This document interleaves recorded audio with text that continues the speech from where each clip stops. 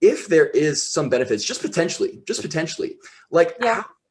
what Why would you not want them? Yeah, exactly. Like why would you not shove it up your ass? Like, it's just, you know, better absorption. You're skipping first pass. You're actually not destroying it with stomach acid. Like, why would you not just shove it up your ass? Like, I don't get it, you know? Like, it's obvious, right? What would it hurt? Even if you think it's gross, which if you're healthy, it actually should taste just fine. You don't even have to taste it. It just goes right up your ass, bro. You don't even need to taste it.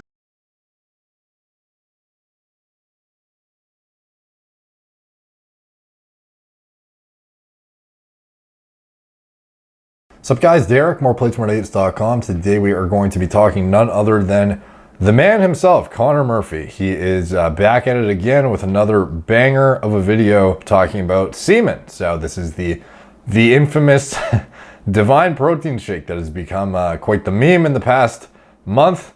And, you know, for whatever reason, he like doesn't want to take the fucking scientific data and listen to it whatsoever. And he says we're just like not seeing the fucking big picture. We're not realizing how efficacious it is for a variety of different, you know, neurological improvement, fucking all kinds of things that can increase your quality of life / health.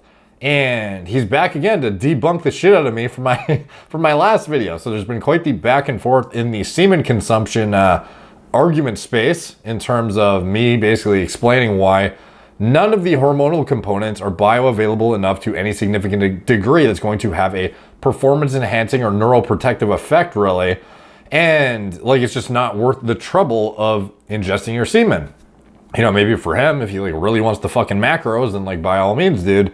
But, you know, for the average person, like trying to get the hormonal components out of it, the majority of the shit you're actually trying to get out of it is not going to be absorbed. And even if it is, the quantities in which it is present in the semen, the actual serum concentration is going to be so minimal and negligible, it's going to make no difference whatsoever. And you'd be far better off by just having a good diet model. And like, if anything, the interesting thing about this is how he was, you know, pro no fap and like all this kind of shit. And like, does this behavior not just encourage guys to like fap fucking hard? You know, like it's almost like you're saying it's good to eat the semen, so you're like encouraging people to just jerk off as much as they can to get more of the divine protein shake. Unless of course you're getting it from somebody else, and that's a bit different. But anyway, so in this video, he is drinking semen with Tracy Kiss, who is another proponent of semen consumption, and they talk in this video about you know, a bunch of different stuff. But in particular, there's this part where, you know, my rebuttal comes up again. It's like, I don't know how much more thoroughly I could fucking discuss this to like put this to rest, but it does not seem like it ever goes away. So here he is, and he's referring to my stuff in this part of the video. Yeah, absolutely. So yeah, there's a study. I'll probably pop it up here on the screen, but it's a study where, I mean, I think it was like some college females that were exposed to semen, they were less depressed, right? Okay, so it's like, I don't know if he's even read the fucking thing or if he's watched, like he definitely watched my video. So I don't get why he's still pulling up this shit study as an example of semen introduction into the system being a way to introduce hormonal benefits. Like I already debunked the fuck out of this in the last one and showed exactly why. So I'm not even going to touch back on this one. The thing I am going to touch on this one is the Spermidine, because that is something I haven't touched on super specifically, and he seems to have a fairly reasonable case for why it's beneficial. So if you want to see why the antidepressant thing, you know, females getting injected with fucking cum essentially, which is like literally how, you know, sexual intercourse occurs rather than oral ingestion of it.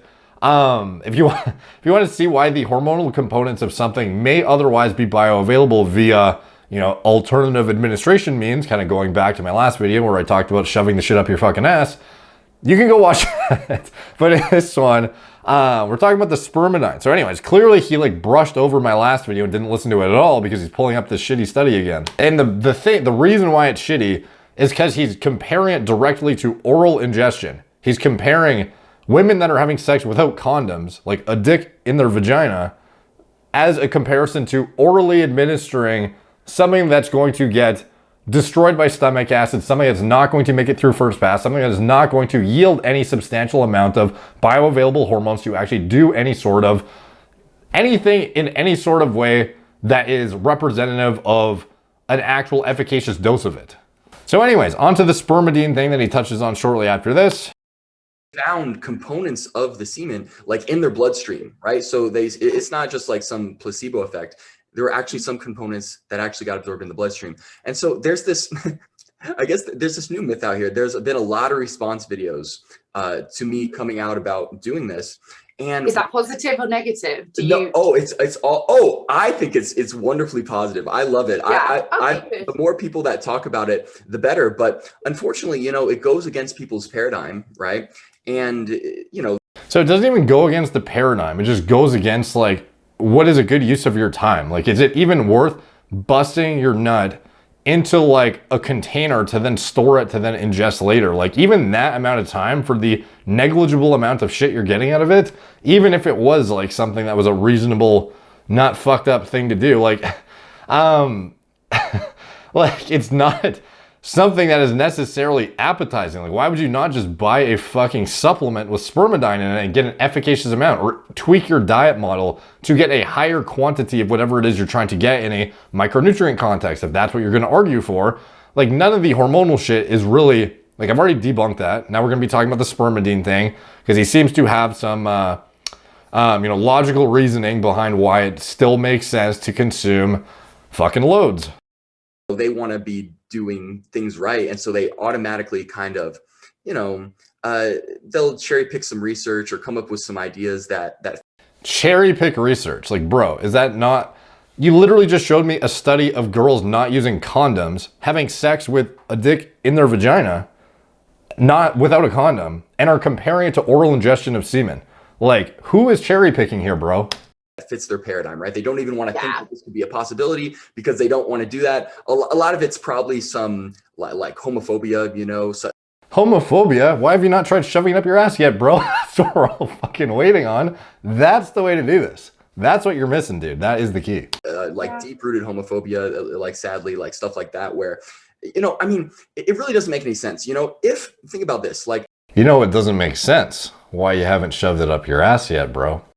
If there is some benefits, just potentially, like, what why would you not want them? Yeah, exactly. Like, why would you not shove it up your ass? Like, it's just, better absorption. You're skipping first pass. You're actually not destroying it with stomach acid. Like, why would you not just shove it up your ass? Like, I don't get it, Like, it's fucking obvious, right? What would it hurt? Even if you think it's gross, which if you're healthy, it actually should taste just fine.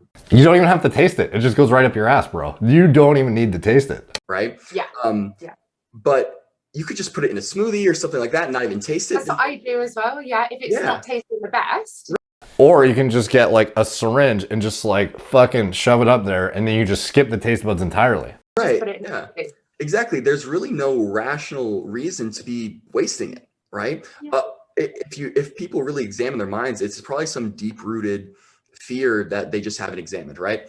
And by the way, if you haven't seen the last video and you think I'm just like fucking with them, like this is actually like scientifically founded. If you wanted to compare that study of chicks not using condoms and getting, antidepressant effects from literal injection of semen into their goddamn vagina, like, there's a reason why you would look at something like boofing shit. Like, if this was actually something you were considering, like, that's way more comparable than oral ingestion. Like, trying to compare taking something down your gullet versus injecting something into your fucking orifices that don't have exposure to these digestive processes, and it gets right into the bloodstream, quite a bit different and not really comparable whatsoever.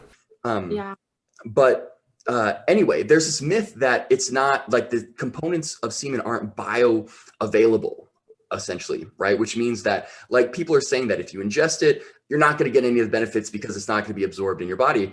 Right. I'll pop up some studies here. Here are the two things that I really think are the real benefit, like the two components that are really beneficial. That's one, nerve growth factor. Okay, so nerve growth factor, I already touched on this in elaborate detail in the last video and why this is complete horseshit. You are not going to get any of the NGF benefits from it. Like, bro, if you want NGF, start injecting cerebral lysins. Start injecting actual things that are going to improve neurological processes that is conducive to this fucking goal, rather than some like random thing just because it's natural and, like, the fucking ancient goddamn tribes of blah, blah, blah, ate their cum. Then somehow it's better than actual modern science that is designed to do this specifically. Look into some actual like novel drug candidates and like fucking start like you do the biohacking shit. Like, why have you not looked into something that can legitimately increase nerve growth factor? I actually just did a video on it with Leo and Steve the other day. Go watch that one. So they found nerve growth factor in semen, and also there's a compound called spermidine. Okay, so nerve growth factor, I'll pop up a study here. It's shown to be orally bioavailable in mice, right? So they gave mice nerve growth factor orally, had an effect. Nerve growth factor. Okay, so in mice, but go back, watch my video that I did the last one, where it looks at the utility of it in humans and the methods of administration that they are pursuing because of the lack of utility in an oral context. Like, it's pretty well described in the literature that this is not a viable means of achieving any sort of efficacious effect from the compound when you were just throwing it down your throat. Neuroregenerative, right? So it essentially, grows new nerves in the brain, makes new neural connections. Wow. Going to make your brain sharper, going to relieve brain fog, right? Spermidine is known for autophagy. So it's like the same benefits that you get from like fasting, right? It increases autophagy, which is great. We know that this is anti-cancer, right? We know that autophagy is essentially, it's the killing off of old cells and regeneration of new cells. So it's positive for like every aspect of the body. Every part of life. Yeah. Why would you avoid that? Right. And obviously, so spermidine, the name comes from sperm. So obviously there is spermidine in sperm. That's where the name comes from. And there are studies that show that it is orally bioavailable in humans. There's a dementia study, right? So essentially they gave spermidine orally to older patients with dementia, and it improved their mental functioning, right? Okay, so let's dig into the study, bros. So here we go. We are in the positive effect of spermidine in older adults suffering from dementia. So in this, there is, worldwide prevalence of dementia, blah, blah, blah, blah. They're looking at the important process of dissolving amyloid beta plaques by autophagy. This is all supported, by the way. Like, I am a big proponent of fasting, intermittently, as well as doing prolonged fasts for autophagy and whatnot. I try to do them when I can. Sometimes it's kind of hard to focus on work and shit when you're trying to do some of this stuff. But anyways, besides the fact, getting into the spermidine thing, so the most substantial improvements, actually first, they were basically looking to see how efficacious spermidine is in improving cognitive metrics. So they talk about the effects of spermidine positively influencing cardiovascular and tumor-related diseases and inflammation. Blah, blah, blah, blah. Spermidine levels in food. The highest spermidine content was found in whole grain and wheat germs at a level of 243 milligrams per kilogram. Legumes such as soybeans with 207 milligrams per kilogram spermidine are the next largest. Levels of cheese varies greatly depending on the length of the ripening period. So, by the way, you can get the shit from food. It's not just semen. So let's keep that in mind here as we get further into the study.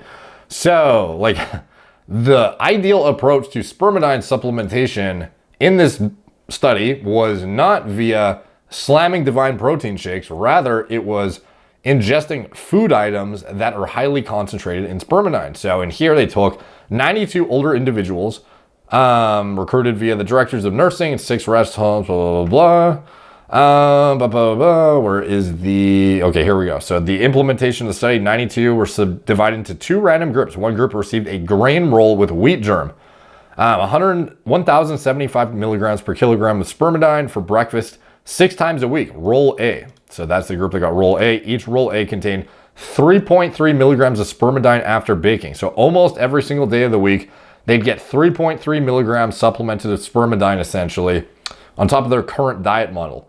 To scrutinize the success of spermidine, the second group received rolls baked with wheat bran instead of wheat germ. This is roll B. Each finished roll B contained 1.9 milligrams of spermidine. So not as much as group A, but there is still spermidine in roll B, 1.9 milligrams. So keep that in mind. Both the wheat germ and the wheat bran were added to the dough mixture during preparation.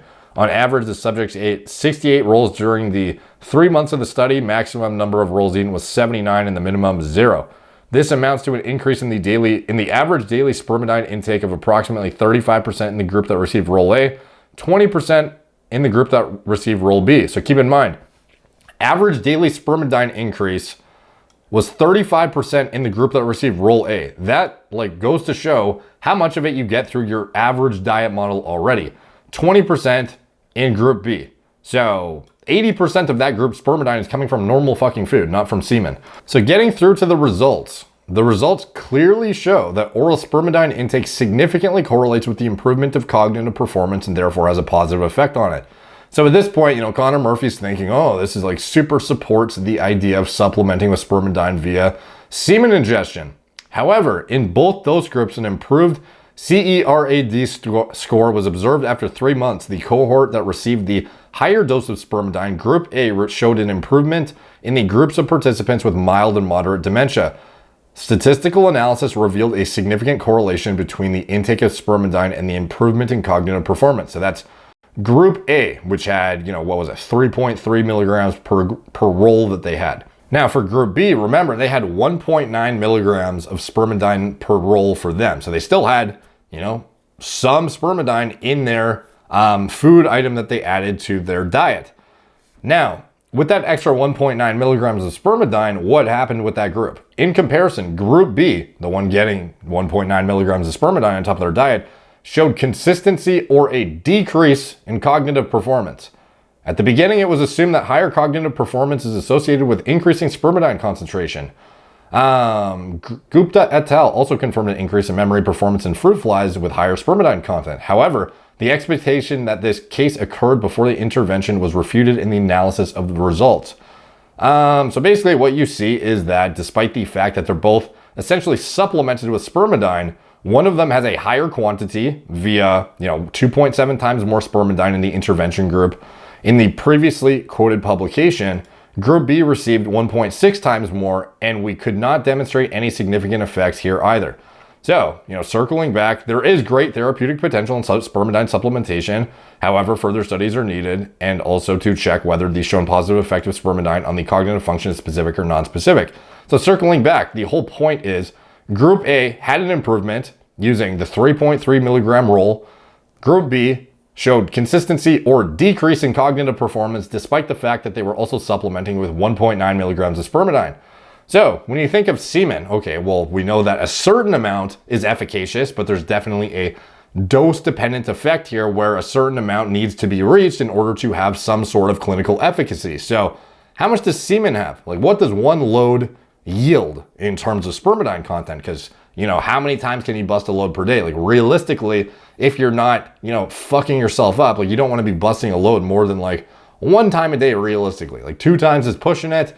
And anything more than that, like, you're probably being more counterproductive for your brain than helping it in terms of trying to get the load to then ingest to give you all these brain benefits. Like, I would definitely argue busting 2+ loads in 1 day and the subsequent rise in prolactin, all the shit that comes from that, is going to be more hindering to your performance and cognitive outcomes than, going out of your way to squeeze out another few nuts to get, whatever spermidine content is. So the question arises, how much spermidine is in semen? You would think a shit ton because, it has the word sperm in it. You think that's like literally what it derives from. It is the most abundant source of spermidine that you can fucking find. So theoretically, you would think, okay, well, it must be worth busting out these loads to get this extra NGF and this extra spermidine in for all these cognitive benefits.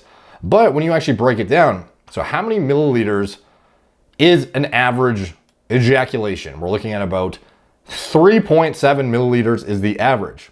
It's fucking wild how I'm even having to Google this. So the median semen volume is 3.7 milliliters, and most males fall between 1.5 to 6.8. So, we're going to go with 3.7. Now, how much spermidine is in semen? Well, it turns out it is between 15 and 50 milligrams per liter. So the mean of that is 31 milligrams per liter of spermidine in semen. So obviously you're not busting out a fucking liter of semen. You're in fact busting out 3.7. So we know that there is 1,000 milliliters in 1 liter. So by this, literally pulling out the fucking calculator to do this. So when we have 3.7 milliliters of semen per ejaculation, because that is, the dose you are getting that you're basically subjected to. You can't get more than that unless you're getting it from exogenous,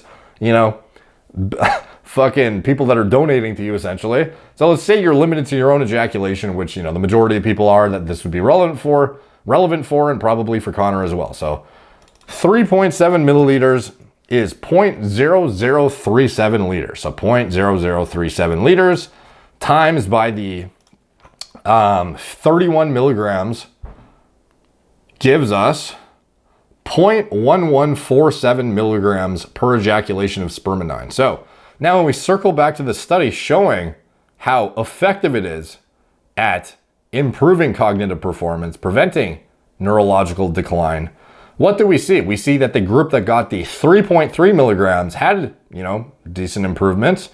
However, the group that got 1.9 milligrams, which just so happens to be pretty much 19 times higher. Well, actually, let me actually fucking calculate this to be fair. 1.9 milligrams divided by 0.1147, 16.56 times more spermidine in group B than drinking your own load once a day. That group had a decline in cognitive performance. So this is saying that at 16.56 times more spermidine, you're still not getting a fucking benefit from it.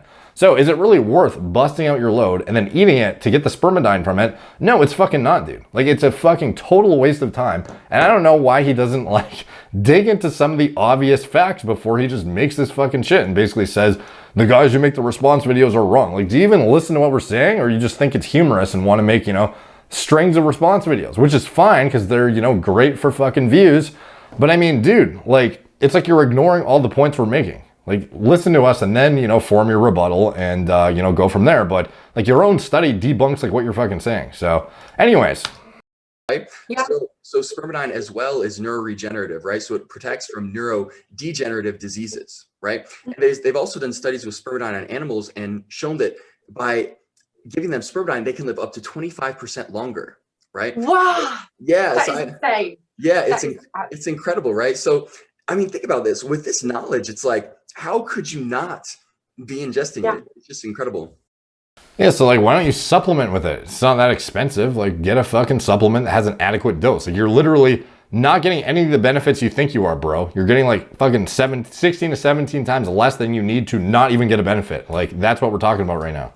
Absolutely. But you think when you're raised as well, I don't know if your family did it to you, but certainly to me when I was younger, they would say, eat all your vegetables. And you say, oh, it tastes disgusting. I don't want to eat Brussels sprouts, And by the way, this is based on an elderly population who's prone to this shit. We're not talking about young, healthy individuals who otherwise, have top tier cognitive function. Who knows if this is even beneficial for young people at all, So we're looking at a 17 times higher dose than a load, still doing nothing in an elderly population who's actually prone to this shit. So anyways. And they say, but it's so good for you, just eat it.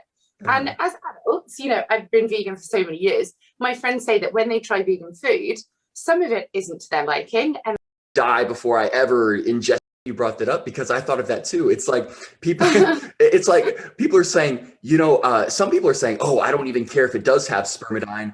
I don't care if it makes animals live 25% longer. I would die before I ever ingested that gross stuff. I'm like, wow. What? To me, it's so silly. It literally seems like these people, to me, they're portraying themselves as these little kids who only eat their vegetables.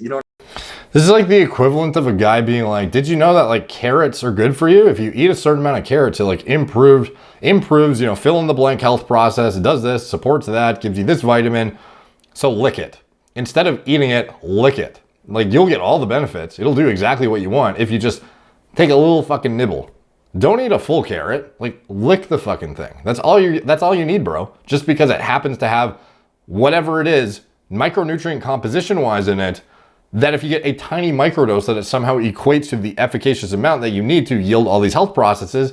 No, bro, look into it a bit closer. Just because something is helpful, there's definitely a dose response element when it comes with any kind of pharmacologic intervention, any kind of supplement, any kind of drug. And it's blatantly clear that you're just not listening to shit. You want it to work so bad. It's just not, bro. The only thing I think is useful from the semen, if you were even to call it that, is placebo, the micro and macronutrient composition. And that's basically fucking it, dude. I can't imagine it being even worth the time of figuring out how to Like, have your little shot glass, shoot it fucking in there, get it, go like mix it into a fucking shake. Like, even that time investment is like more, like, go get one like little morsel of food that has spermidine in it. You'll get way more than you could get from your entire fucking load. Like, the amount of spermidine you can find in wheat germ, the amount of spermidine you can find in dried soybeans, the amount you can find in cheddar, or mature cheddar, I should say. Wheat germ, 24.3 to 35.4 milligrams per 100 grams. That's a fuck ton. Dried soybeans, 20.8 milligrams spermidine per 100 grams. A fuck ton. Remember, we're talking about the semen, your load was like 0.11. 0.11, bro. Like, it's fucking nothing, bro. 0.11. Mature cheddar, 19.9 milligrams spermidine per 100 milligram or per 100 grams. Like, add a little bit to your diet if you want the spermidine, or supplement with it. But no, the semen is not doing shit, bro, unfortunately. So anyways, that is the video for today. Hopefully this puts it to rest finally. Thank you guys for watching. Like, subscribe, check out my blog, moreplates.com. Follow me on Instagram at moreplates.dates. Facebook, Snapchat, BitChute, Twitter, TikTok, Apple Podcasts. If you want to support the channel, you can check out anything I'm associated with in the video description below, including my TRT clinic. It's all telemedicine from the comfort of your own home. We have access to compounding pharmacies that actually make efficacious dosages of products that are delivered in the way that'll actually get into systemic circulation or to the target tissue that's trying to get, rather than just destroyed by your fucking stomach acid trying to ingest goddamn loads. So anyways, thank you guys for watching. Talk to you soon.